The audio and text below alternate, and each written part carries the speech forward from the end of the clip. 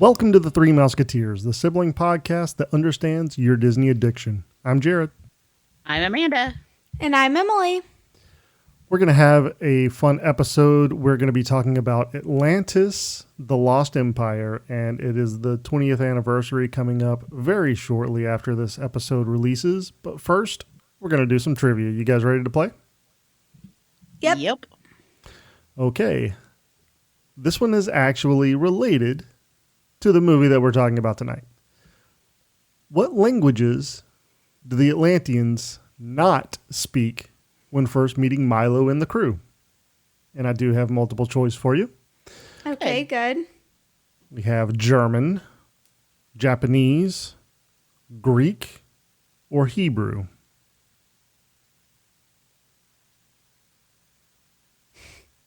So what languages do the Atlanteans not speak? Not speak, yes. I want to say, I have it down to, I think, two that I want to say they did not speak. Okay. One of them. What are those two? I think it's between Japanese or Hebrew. Okay. And you're saying that those two are the two that you think might be correct. Correct. Okay. I'm pretty sure they spoke German, and I don't remember the other one you said. Greek. Greek. I'm very confident they spoke Greek. So I'm pretty sure it's either Hebrew or Japanese. I speak a little Japanese, and I think that would pop out a little bit. So I want to lean towards Japanese. Okay. But I'm willing to hear what M has to say. The one that stuck out to me the most was Hebrew. So I was going to go with that. But you make a good point with the Japanese thing. So we're only picking one, correct? Yes. Okay, just making sure stop this wasn't picking, like a plot Stop picking twist. all of the above whenever you guys do the trivia. It's all of them. Because Jared likes to play tricks on us. Yeah, I did it once. Well, you did. Scarred us. And you've done tricks twice. There was another instance I want to say that you did something. I'm not that much of a trickster. It was a little bit iffy. Okay. I don't know. I think I'm still going to go with Hebrew. You're going to do this to me again. Okay. All right. So, Emily, you're picking Hebrew. Amanda, you're saying Japanese. Yeah, why not? I'll go with Japanese. Man, I really wish you guys would start picking The collectively. Yeah. Because, I mean, at one this of us point, was right. At this point, it's like you have a 50-50 no matter what. So, okay. Yeah. I will say that one of you is correct. And the person that is correct is not Emily. It is Amanda. Japanese is correct. There we go. Yay! Yeah. So they actually had quite a bit of languages. I know that French and Italian, those were in there. Hebrew was in there. German, Greek, Chinese, Taiwanese, Spanish. They spoke all of those language to Milo when they first met them, except for Atlantean. I guess they thought nobody spoke that anymore. Yeah, exactly. Yeah, I guess they were trying them all out, see what people could understand. Yeah, what stuck? Yeah. Yeah, exactly. So it's very interesting to think that a lost civilization would know all of these languages. They were very smart people. Very smart. They were. Yeah. So it's a fun little trivia fact about the movie. Emily, why don't you go ahead and give us a history fact? Okay. Today for my history fact, I have a short, sweet little fun fact that I found really interesting. I think you will too. So in Fantasia, the sorcerer is called Yen Sid. And if you read that backwards, it spells something very clever in there. Do either of y'all know what that is? Disney. Disney. Yeah. So I thought that was really fun. And I know it's not a super long fact, but I wanted to throw that one in there because it's fun. And it just goes to show, it's like the hidden Mickeys that they put in all of the shows. It's a fun little, tribute to Disney. Right. Yeah, of course. Yeah, so Without being totally obvious. exactly. You have to think about it. Exactly. I wouldn't have noticed it unless I had really sat down and thought about it. Right. And most people aren't going to really sit down and think about it. Exactly. Not most people, but there are those people who will sit there obviously. and go frame by frame. Yeah. But not everybody has time to do that. You're right. Or the patience or the desire. Or patience. Yeah. All of the above. Yeah. Exactly. So, no, that's a pretty cool fact. Short and to the point. Yeah. So, sometimes you got to go to the point. Sorry. Sometimes you do have to go to the point. That is accurate. Yep. So, speaking of going to the point, Amanda, why don't you give us a tip? All right. I want to give you a little tip on how to save a little bit of money whenever you're at Disney and trying to snack. One of the things that a lot of people buy when they're at Disney are popcorn buckets because you can get refills for relatively inexpensive, around $2, which is a great way to save money. But you can bring popcorn buckets back. You don't have to buy a new one every time you travel to Disney. You can bring the same one from years ago back and they'll still refill it with the $2, which is a great savings. Yeah, but what's the fun in that? You gotta get new popcorn buckets. Well, then you have to have a place to house said popcorn buckets when you get home. That is true. Yeah. I do know that some people, that's one of the things that they collect are all the limited edition popcorn buckets and stuff. Right. But if you have multiple children and you're going to need more than one batch of popcorn, you could bring your old popcorn bucket and get it refilled for $2 and you could buy a new one and then keep refilling that one too. That's is true too. Yeah. One thing that some people might not realize is you don't necessarily have to have multiple popcorn buckets. You can all share the same popcorn bucket. With everybody at the park? That? No, with everybody in your party. Yeah. Yeah, but... Which that's what we did. I mean, my daughter really wanted a popcorn bucket, so we got one of the Lion King popcorn buckets, and we all kind of nibbled on that throughout the day. Yeah. So we did not need multiple popcorn buckets. No. And I mean, the reason I say that is because, some people think, oh, well, we can't share a popcorn bucket with 5 people. So everybody needs their own popcorn bucket, or we need 3, just the adults get their own or something like that. But you don't necessarily have to do that. And that's a way to save money as well. Right. Well, and especially since you can refill them for so cheap and the popcorn stands are all around. You can find one everywhere, it seems like. Yeah. So when you run low, just refill it. And they're at all of the parks. And you can use the same bucket at all of the parks. Yeah. Which is nice too. Right. Definitely.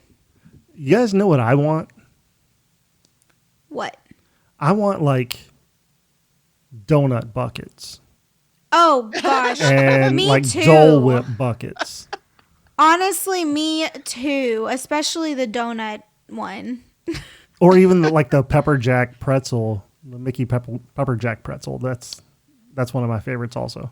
Honestly, go ahead, Ann. We could just have a bucket that you can fill with all your favorite treats for one flat price. Yes. $500. Probably, honestly. I would be happy if they would just do like they do in Japan at Tokyo Disney Sea and Tokyo Disneyland and have the different flavored popcorns throughout the park. That would make me super happy. Me too, because I love popcorn. But the park that does have flavors is Epcot. They have like 3 flavors. I've had all 3 of them. They're pretty good, but it's not to the extent that Japan has the flavor popcorn. No, Japan, I want to say while we were there, we tried probably at least 10 different popcorns, and they were all pretty good. There were a couple that I was like, I probably wouldn't get that one again, but most of them were delicious, and they should definitely do that. So they in Disney definitely World. have like the I Beverly know. of popcorn. Well, there was like a black pepper one. Like, I really don't want that. There was a curry one, which That's what I just was didn't gonna sound say. great. But there was strawberry popcorn, which was delicious. The caramel popcorn, which was delicious. They my had vanilla favorite. popcorn. I mean, there were all kinds. Then just your traditional butter or salt. There were, I want to say there was a seaweed one. I mean, there was a whole bunch of different flavors. See, Very unique. the curry one sounds amazing to me. I love curry. I like curry as well. It's kind of a weird popcorn flavor, though. That's okay. Right. That's I'm that's into what it. it was. It's a weird popcorn flavor. I should have tried it because, I mean, how often do you get to go to Tokyo Disney Right. and try the unique flavors? But after you've had, 10 buckets of popcorn, you Yeah. become a little choosy on what you get. Right. Yeah. Now, that's can you mix and excessive. match though? Like, or does it have to be all the one flavor? All the one flavor. So basically, it's different stands, and each stand has different flavors. So they may have 2 flavors. So you may find a traditional, like regular butter with the curry one, Yeah. or a toffee. There was a toffee one too. There was a toffee one and a caramel one. They were both really good. Those were my favorites. Yeah. Those, I can already tell you those would be my favorites Yeah, too. I want to say they had a kettle corn one also. I mean, there was a large variety of popcorn, and then they even changed them with the season. So sometimes there are ones that are seasonal that you'll only have at certain times of the Like year, a which is really peppermint cool. during the holidays. Or Possibly. something. Yeah. Yeah, Or like pumpkin spice. right. Yes, it was all very unique. Interesting. I'm So- wondering now if you can go and like ask for a sample to see if you even like it or not, or if you What's just the have fun to in that? You just kinda- go all in. just go all in on the curry popcorn. Yeah. All right. You Interesting may strategy. wanna try it if you can speak Japanese and ask for it in Japanese. Good luck. Well, there you go. All right. Well, Emily, why don't you go ahead and introduce the segment where you're doing Disney bounding? Who'd you choose? I chose Aladdin for this week's Disney bounding, and Well, it's not actually Aladdin. I don't know why I said Aladdin. I did not choose Aladdin. Aladdin is the movie that I chose. The Genie is the character that we're Disney bounding as this week. Thank you, Amanda. You're welcome. I don't know why I said that. No, we are Disney bounding as the Genie, and I put together 2 outfits as usual, option A and option B, and they are posted on our social media, so you can follow us and see our 2 options this week on Instagram or Facebook, and at both platforms it's T3M podcast. So for option A, I'm going to jump in with that one. Y'all know how I like to do sometimes a more casual and a little bit of a more dressy, depending on what you like to wear to the park or what you're going to be doing while you're at the parks, or, But there's whatever no floats dress your or boat. skirt this time. There's no dress or skirt. You're correct. I'm out. I know dresses and skirts are Jared's favorite. I'm sorry, Jared. I'll do Well, a I'm dress or a skirt disappointed. next time. I know. Do a But- dress or a skirt next time, but do like Gaston. That'd be fun. I still want to do Gaston as a Disney bounding. I just haven't. There's so many characters. I'm never going to run out of characters to Ideas. Disney bound. No. So we'll get there eventually, I'm sure. But no, instead of a dress or a skirt, I chose a jumpsuit. So it's kind of, same idea as a dress or skirt. I feel like it's kind of girly, flowy, breathable. And so, since the genie's blue, I went with an all blue jumpsuit and then a red belt because Genie is also wearing a red belt, if you've noticed. And Genie has on gold shoes. So, I found some pointy toe kind of mules, I guess you call them. They're very popular shoes right now. And so, I thought they would go great with this outfit. And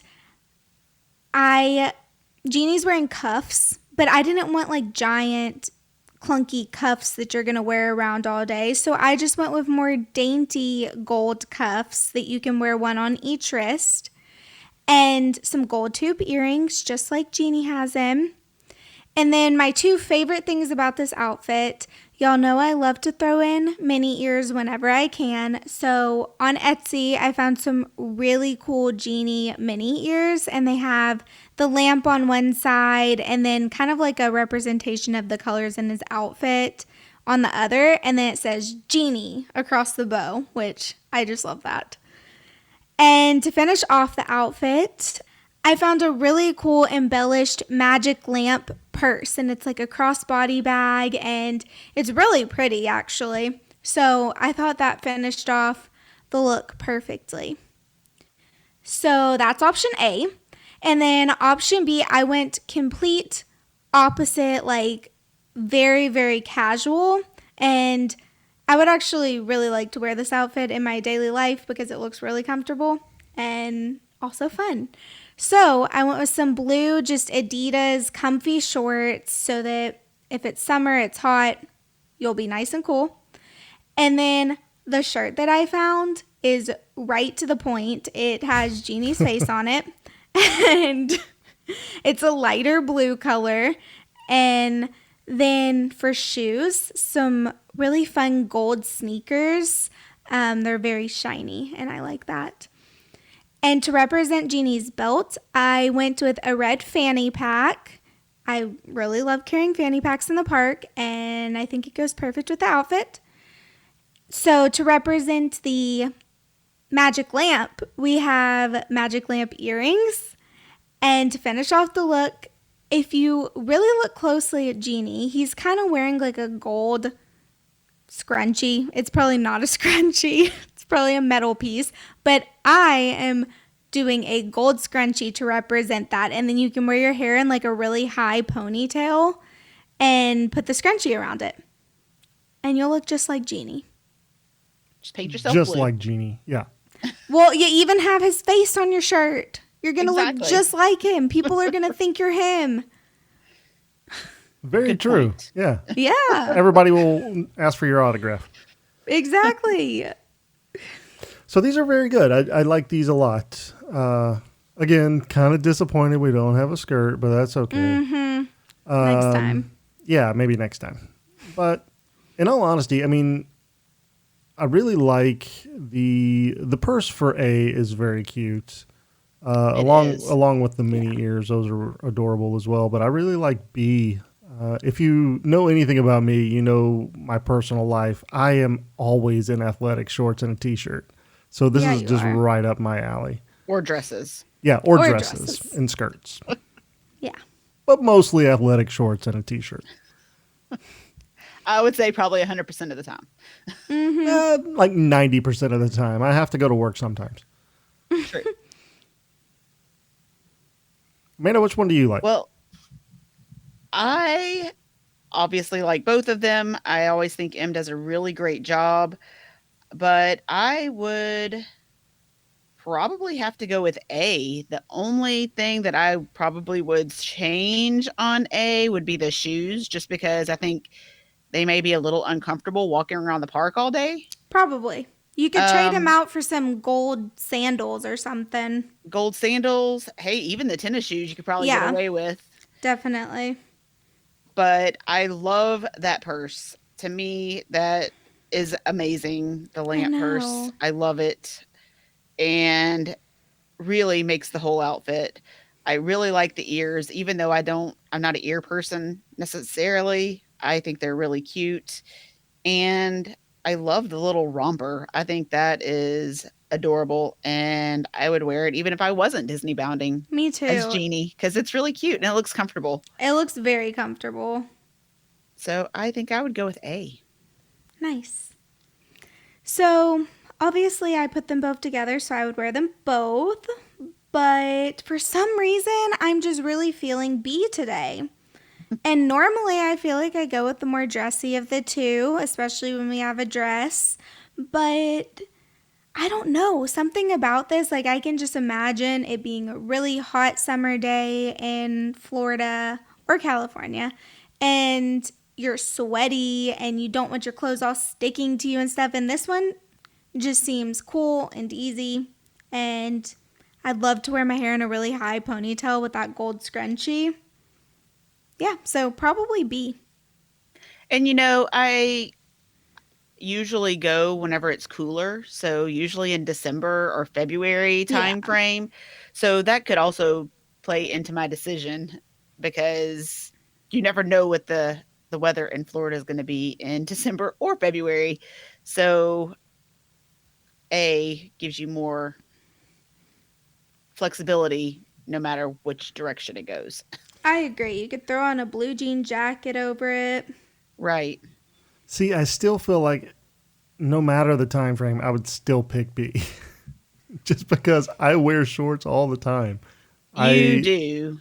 I mean, even if it's 20 degrees outside, I will be in shorts. I just remember that one time, and I don't think Jared was with us that trip when we went at Christmas time. It was right before Christmas. Yeah. And we all had to go buy sweaters and hats and gloves because it was freezing outside. Yeah, it was like miserably cold. Like, Yes. Like we're way at the too Christmas cold. party Yeah. and they're giving you free hot chocolate and we were like constantly with hot chocolate in our hands. It was that Yes. cold, which It is was, crazy for Florida. yeah, and we I don't know why we didn't check the weather or if there was just an unexpected cold front, but I know that we all had to buy extra layers. I am probably never prepared because this last trip in February when we went, I had to go and buy shorts because it was so hot.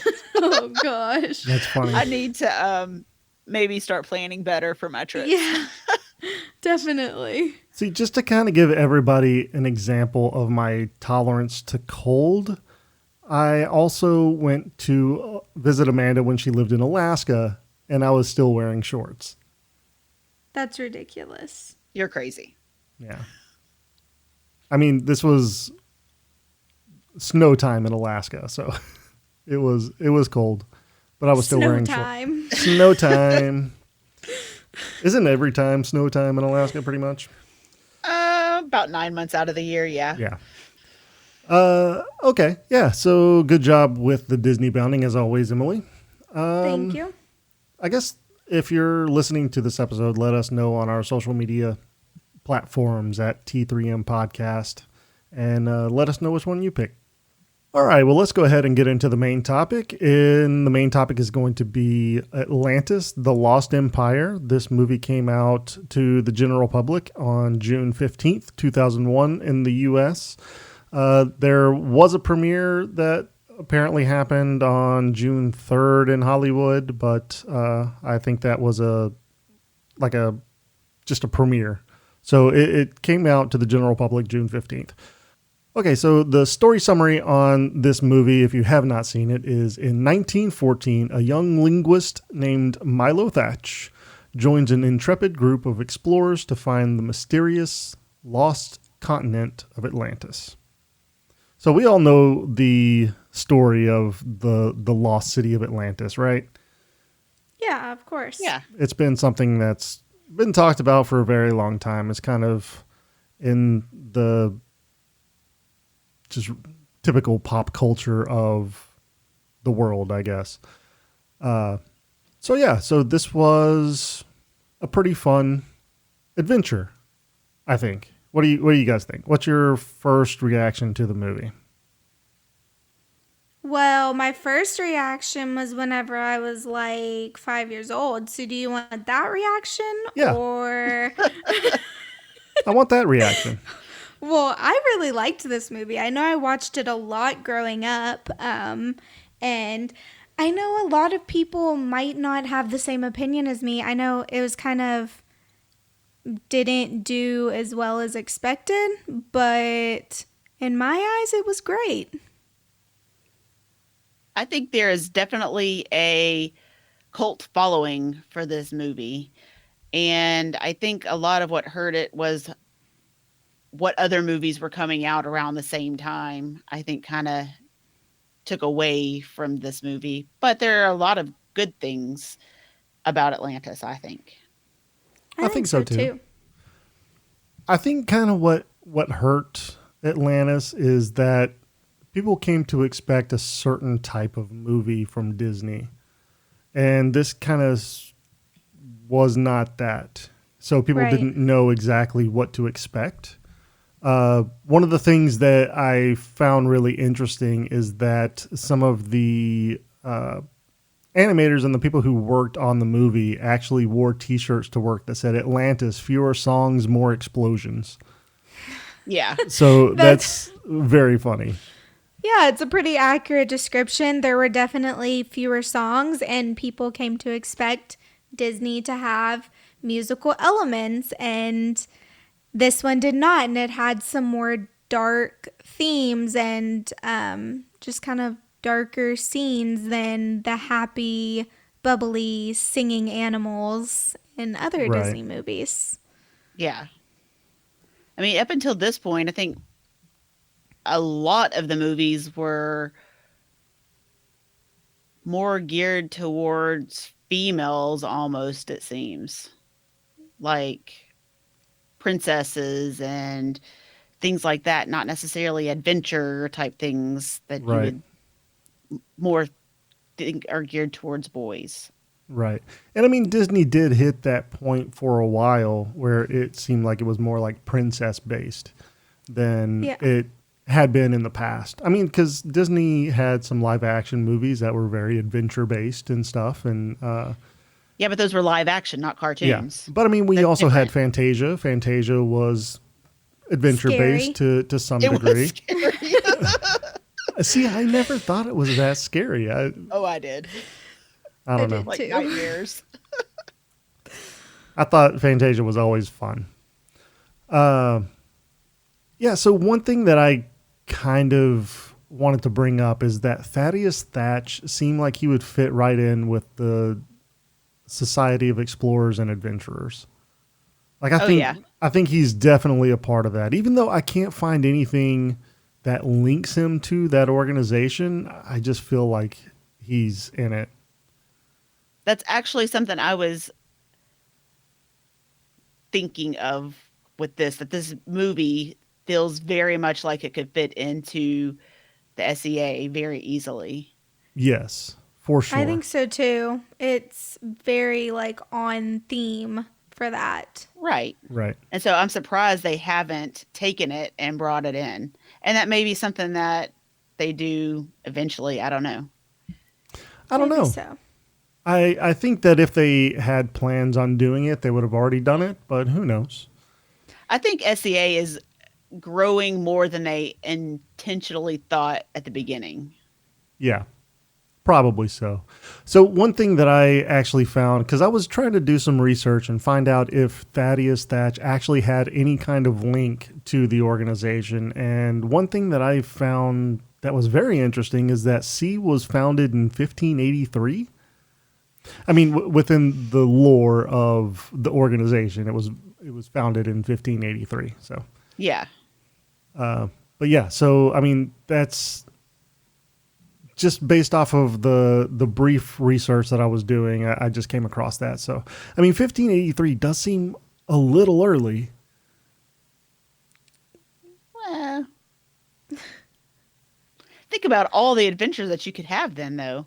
That is very true. Yeah. Because there was so much that they didn't know at that time that it kind of makes sense. That's fair. I don't know. It still seems kind of early to me. But, I mean, we have talked about doing a actual series of episodes dedicated to the Society of Explorers and Adventurers. So maybe we can do a little bit more research and actually have a founder's date on the organization whenever we do that series. But as of right now, it seems like 1583, but I do still think that's a little early, but I could be wrong. Yeah. So another one of the things that I really found interesting about this movie is that Mark Okrand created the Atlantean language. So for some people, you might be familiar with Mark Okrand's name. He is actually the person who created the Vulcan and the Klingon languages for Star Trek. Right. So Atlantean, it is now considered a real language, which is pretty cool. Specifically because Mark created it. Yeah. And one of the really fascinating things about the language is that the written language, you read it from left to right, then you drop down the line and read it from right to left, drop down the line, left to right, and so on. And he specifically did that so that it's like water flowing whenever you're reading it, which is very representative of Atlantis itself, which I think is pretty cool. Yeah. It's a very cool fact. I do like that a lot. Yeah, me too. It just shows how much detail went into this movie to actually create a language for it. I mean, they were really expecting amazing things from the movie. They were, and that's one of the things that you notice, like in doing the research and how much prep work was behind the movie. I mean, obviously every Disney movie and every movie in general has so much prep work, but they really did like put so much into this movie and so much into the details of it. And to go back to the language part of it, like they would change one specific word if it sounded too much like a word that could potentially be a real word in one of the many languages that does exist. And they just wanted everything to be perfect, even down to those tiny details. That's typical for like a Disney film, right? Yeah, definitely. But what other Disney movie has created its own language? I don't think there's any other ones. I mean, maybe Lilo and Stitch. But I don't know that that was a whole language. Maybe I don't know that it was a either. few words, Yeah. but not necessarily a full language. Yeah, I think it was just like little phrases and things like that. But yeah, not like a full. Yeah, you're probably right. It's pretty cool. And another thing that I thought was kind of interesting about this movie is that this is pretty much the first big attempt that Disney had at using the internet to promote a movie. So they promoted it through Kellogg's website, which doesn't seem like that would be really great promotion, but hey, at the time, I guess so. At the time, probably so, yeah. Probably so.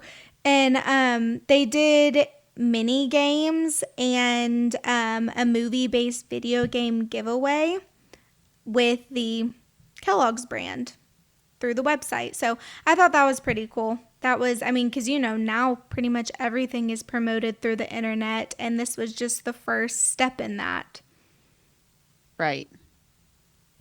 And kids nowadays, I mean, they're online playing games and stuff like that all the time. Oh, yeah. Oh, So yeah. if there was a free game that they could play like this, I can see nowadays the kids being like, oh, yeah, I definitely want to go see that movie. I've been playing that game for like 2 months. Let's go watch it. So now, yeah, for sure, that would be a no-brainer. Definitely. It's about getting in front of the kids, right? Right. So I have a question for you guys. And one of my first thoughts as I rewatched this movie not long ago is that young Kidda looked kind of like Lilo. At least to me.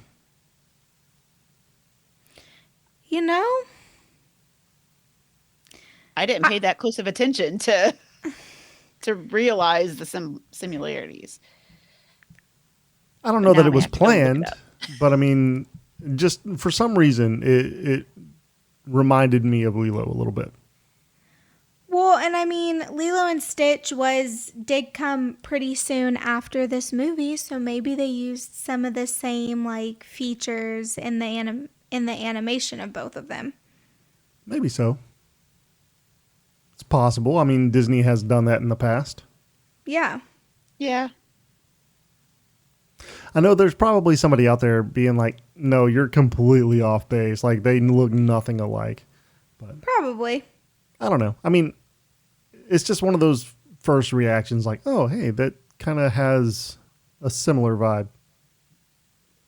I think there are times that maybe she did, but I think for the most part, I don't think they look that similar. Yeah. I think Lilo's a little more rounded than Kita is.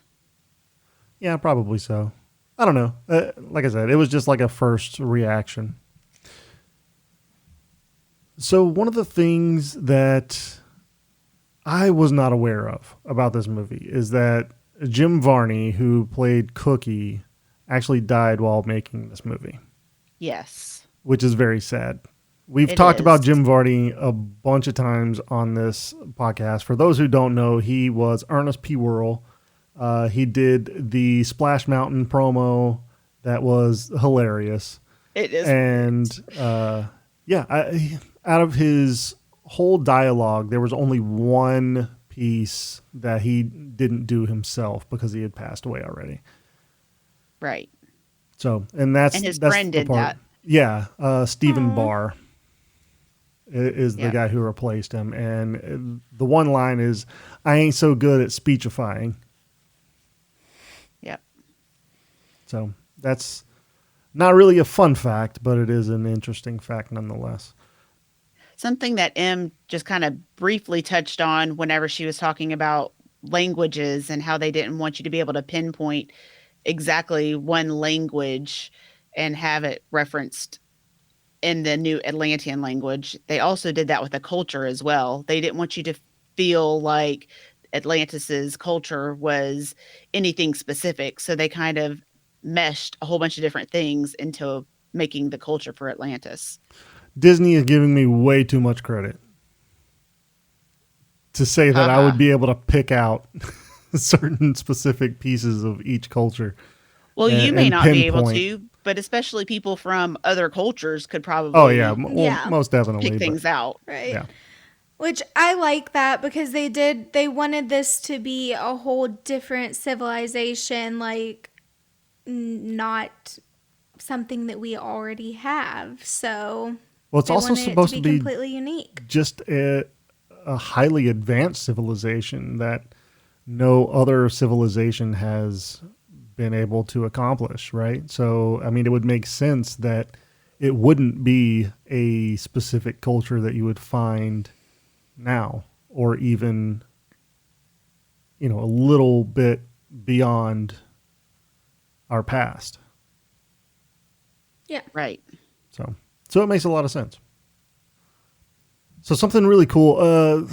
We talk about hidden Mickeys a lot on this show because it's one of my favorite things to do at the parks. But the Atlantis spiral symbol can be found hidden in a lot of different places in the movie. So it kind of acts as a hidden Mickey, but not quite. Interesting. You can go on your own scavenger hunt to find all of those. Yeah. Definitely. I feel like I actually saw a hidden Mickey whenever they were in the submarine and it was going down with all the bubbles. I feel like there was a hidden Mickey there, but I couldn't pause it at the right exact spot, to be able to tell. But I really think there was one in there. It was just too fast to know for sure. Probably so. I mean, that's one of their biggest tropes, right? Is to put the hidden Mickey in bubbles. Yeah, in that's what I was some gonna way. say. Yeah. So I would not put it past them. It had to have a hidden Mickey at some point in the movie. So, At least one. yeah, at least one. I'm sure there's probably multiples that we just didn't even realize. I'm Probably. sure. So, speaking of the submarine, though, fun fact: when it's making its first descent, the voice that says "dive, dive, 5 degrees down, bubble" is the same lines delivered by the same voice used on the old Disneyland submarine ride. Oh, that's cool. That is very cool. That's a cool little nod to that. Yeah. Did they re-record it, or did they just use the pre-recording from when they used it on the ride? Based off of how they wrote this fact, it seems like they re-recorded it. Not that it was the same recording, but that it was the same line and the same person who did the voice. That's still really interesting. Yeah. That's very cool. Also, y'all are talking about rides. Did y'all know that there was actually supposed to be a ride that was made for this movie? Like, they really did have big plans for this movie. They thought that it was going to do so much better than it did. And unfortunately, it wasn't like a total flop, but it wasn't a really huge success. So they had planned on having a ride for it. They had also planned on doing like an extended series for it. And whenever it came out and it wasn't what they thought it was going to be in the public's eyes, they kind of just backtracked on all of that and pretended like none of it was going to happen. Yeah. Well, the ride I read was going to be the 20,000 Leagues Under the Sea at Disneyland. Whenever they closed that ride, they were going to change it to an Atlantis ride. Yeah. And the public flipped out and was like, no, do not do that. We don't want that. And so they quickly backtracked and they're like, oh, no, we're not going to do that. And they decided to do April Fools. Yeah. They ended up doing Finding Nemo instead. Yeah. Which, I mean, I see Finding Nemo is a bigger movie. It's more popular. It makes more sense. But it makes me sad because I like Atlantis. And for people to not have received it as well as they had hoped is disappointing. Yeah. I think there's a couple things that really kind of held this movie back. One is that it wasn't the typical Disney film that you were getting at the time. So it was like, who is your audience at the moment, and is it going to speak volumes to those audience members? And I don't think that it really did that. I mean, I'm glad that they took the risk, and I'm glad that they did something a little bit out of the Disney realm at that point in time. But I think one of the other things that kind of hindered this is also think about what happened in September of the same year. Yeah. That's maybe so. But this came out before that. So It did. if it was It going did. to For sure, it did. Usually the majority of the profits and everything are They're going to be made by that point. Yeah, you are Right. correct. Yes. Yeah. So yeah. I don't know. But him- It's very interesting to find out why this movie didn't necessarily hit the marks like other Disney films did. And now that they have other more adventurous Disney cartoons, is it something that if it was released today would have done better than when it was released before? I kind of think so because one of the points that I had seen brought up whenever I was doing research was that, we had talked about there wasn't the musical elements to this movie. But then I also saw it compared to Raya and the Last Dragon, where it also does not have all of the musical elements, and it was successful and a big hit and people praised that about it. So I think it didn't really stand true to the time it was in. Right. Unfortunately. But it's a fun adventure movie that I think kids who are not into the whole princesses fairy tale thing really liked. Like, I know my husband, he doesn't care the least bit about the princess movies, but he really liked this movie. So, it's fun for other kids that aren't into that. Yeah. Now, my question is, have you guys seen the sequel to this movie? I have not, but I heard it was horrible. So I also have not, and I don't want to. See, and this is exactly what I wanted to bring up. So I have not seen the sequel, but it's kind of known that most Disney sequels up into recent times have been major flops, right? Yeah, definitely. So, I mean, like straight to DVD or whatever, and just not nearly as good as the originals are. And I wonder if that's because Disney is so good at writing a story that they just write a complete story and finish it in the first movie. And then it's like a struggle trying to find the new story to link to this film that already had a closing. Well, a lot of the other Disney movies, I feel like sometimes there's a little bit of unknown where they can extend a movie. Oh, I This see one what you did definitely. there. Just let it go, Amanda. What? Frozen. Oh. Frozen. I was like, I what got did I it. say? I got it. Into the unknown. Yeah. Anyway, back to my point. Um, this one definitely had a closure. I mean, Kita went from being a princess to being queen. She was actually a queen by the time the story was over, and there was no really where for it to go. Everything had closure in it. Right. There was not a loophole left open, you know? They were planning to do a series of Atlantis, and whenever the show did so bad, they decided instead of doing the series that they would just combine it all and make a movie out of it instead and release it that way. So that probably had something to do with it being not so great too. It was intended to be several short stories and they just kind of threw it all together and made a movie out of it. Yeah, that doesn't seem like it would really work out that well. Right. So I'm wondering But now if maybe the reason why you don't see it linked to the Society of Explorers and Adventurers is because the movie didn't do so well, and maybe they had plans to add it into that folklore, but just never really decided to stick it in there. possible. Yeah, I mean, I could see that.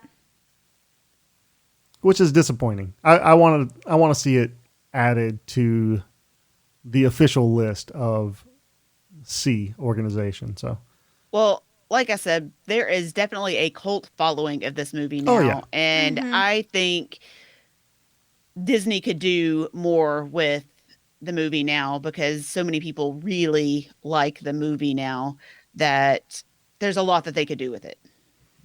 yeah, to bring people I back agree to with it. that. I would like to see it incorporated some way in the parks. The question is how do you do that though? How do you get Yeah. Atlantis into the parks?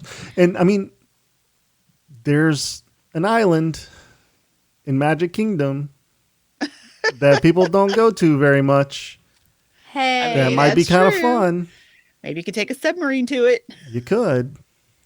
but also, this is not what we're talking about, but I think that they should make that island Moana's village. Even though they're not really, they're travelers, they're voyagers now, but still.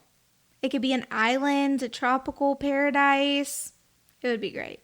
There's a lot of things that they could do with that island for sure.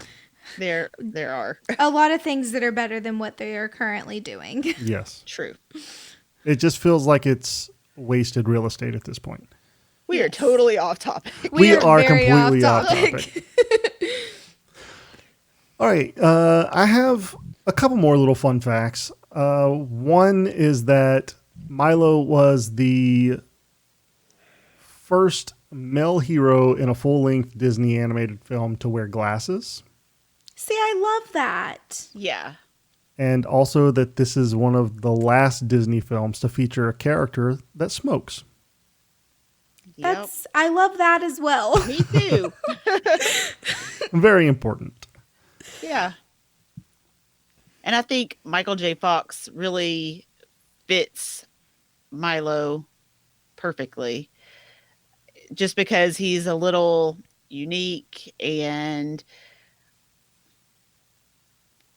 I want to say nerdy, but that's not necessarily the right word. But he fits perfectly.